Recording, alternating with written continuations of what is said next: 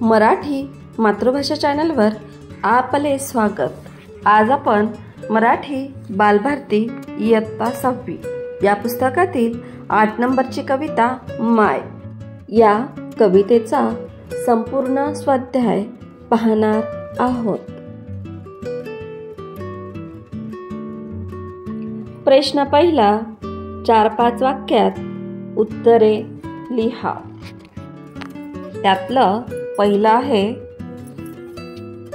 कवितेतील कष्टकरी आईची अवस्था कशी आहे? उत्तर, कवितेतील आई फणकाट्या वेचायला रानात जाते। त्यावेळी ती अनवाणी असते। तिच्या पायात साधी चप्पल सुद्धा नसते। त्यावेळेस ती विचू काट्यास जुमानत नाही। अशा प्रकारची अवस्था कष्टकरी आईची आहे।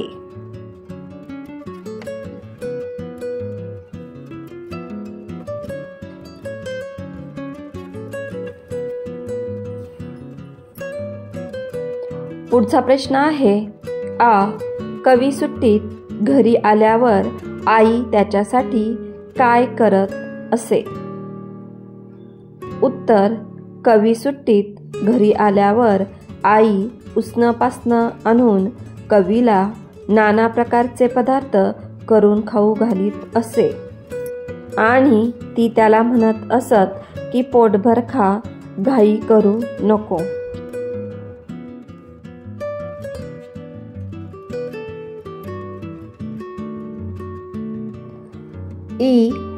कवीच्या आईचे डोळे का भरून येतात?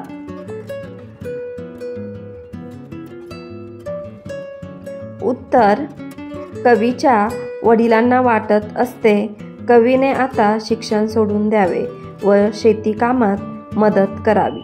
तेव्हा त्यांना कवीची आई म्हणते, असे भलते सलते सांगून त्याचे कान भरू नका। तुम्हाला माझ्या गळ्याची आण आहे असे बोलत असताना कवीच्या आईचे डोळे भरून येतात।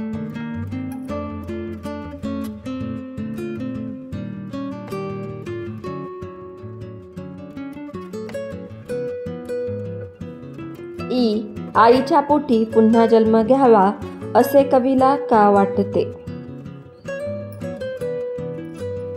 उत्तर, कवीची आई खूप कष्ट करते। कवीने खूप शिकून मोठं व्हावं असे तिला वाटते। आई कवीला म्हणते, कधी एकदा तुझ्या राणीला पाहते असे मला वाटत आहे। आणि हे बोलता बोलता आईच्या डोळ्यात पाणी येते। आईच्या उत्कट व अत्याधिक प्रेमाचा कवीला अनुभव आला, म्हणून आईच्या पोटी पुन्हा जन्म घ्यावा असे कवीला वाटते।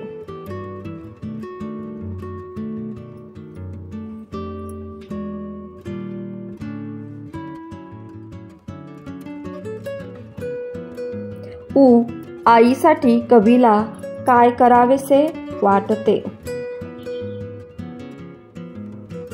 उत्तर, आईची सुखानं ओटी भरावी, तिच्या पोटी पुन्हा एकदा जन्म घ्यावा आणि तिचे पाय घट्ट धरून ठेवावे, हे सर्व कवीला आईसाठी करावे वाटते।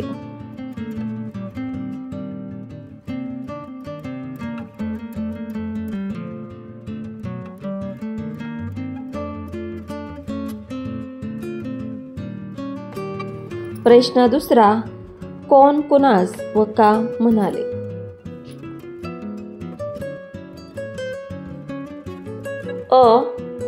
करू नको घाई, म्हणे पोटभर खाय।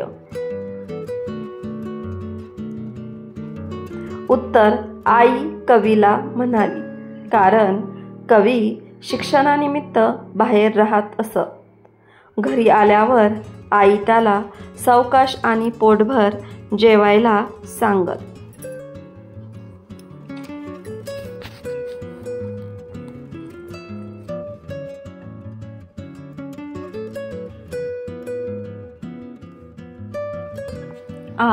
बस झालं शिक्षण याचं घेऊ दे हाती रुमण.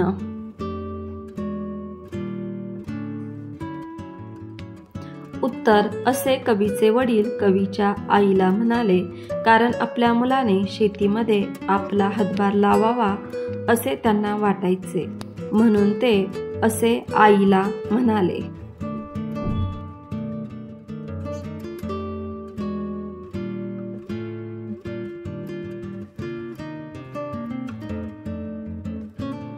ई या डोळ्यानं पाहिन रे मी दुधावरची साय. उत्तर, असे आई कवीला म्हणाली, कारण कष्ट करणाऱ्या कवीच्या आईच्या मनात कवीने लग्न करून संसार करून दुधावरच्या साईसारखी नातवंडे पाहावी अशी इच्छा आहे, म्हणून ती कवीला असे म्हणाली.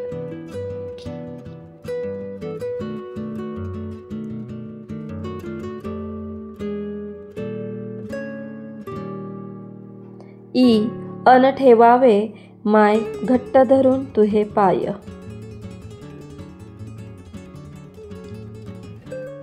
उत्तर, असे कवी आईला म्हणाला, कारण अपार मेहनत करणाऱ्या आईचे ऋण फेडण्यासाठी कृतज्ञता व्यक्त करण्यासाठी कवी असे म्हणाला.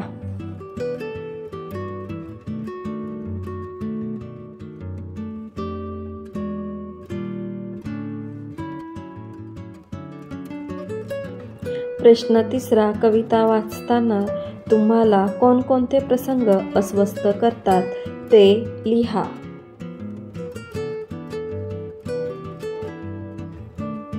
उत्तर, आई रानात अनवाणी फिरून लाकडे गोळा करते. तिला पायात काटे टोचण्याची तसेच विंचवाच्या दंशाची पर्वा नाही. दुसरा प्रसंग, कवीच्या वडिलांचा कवीच्या शिक्षणासाठी असणारा विरोध सहन करून देखील कवीची आई कवीच्या पाठीशी खंबीरपणे उभी आहे. हे कवितेतील प्रसंग मला अस्वस्थ करतात.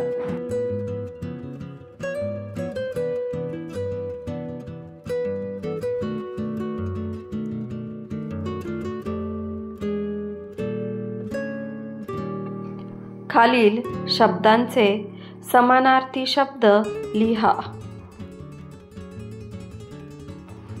1. माय जननी आई माता. दुसरा आहे डोया डोळा नयन नेत्र. तिसरा आहे इचू म्हणजेच विंचू. वहान म्हणजे चप्पल.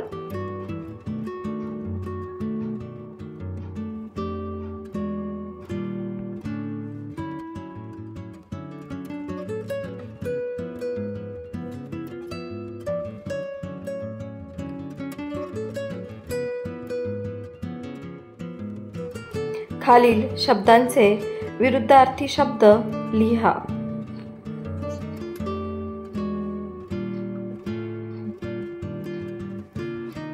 त्यातलं पहिलं आहे घाई सावकाश निवांत. दुसरं अनेकदा एकदा. तिसरं सुख दुःख. चौथं पोटभर उपाशी.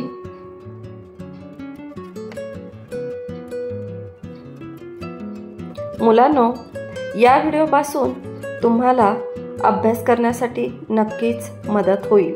हा व्हिडिओ तुमच्या मित्रांसोबत नक्की शेअर करा आणि व्हिडिओ आवडला असेल तर आपल्या मराठी मातृभाषा या चॅनलला लाईक, शेअर आणि सबस्क्राईब नक्की करा. थँक्यू.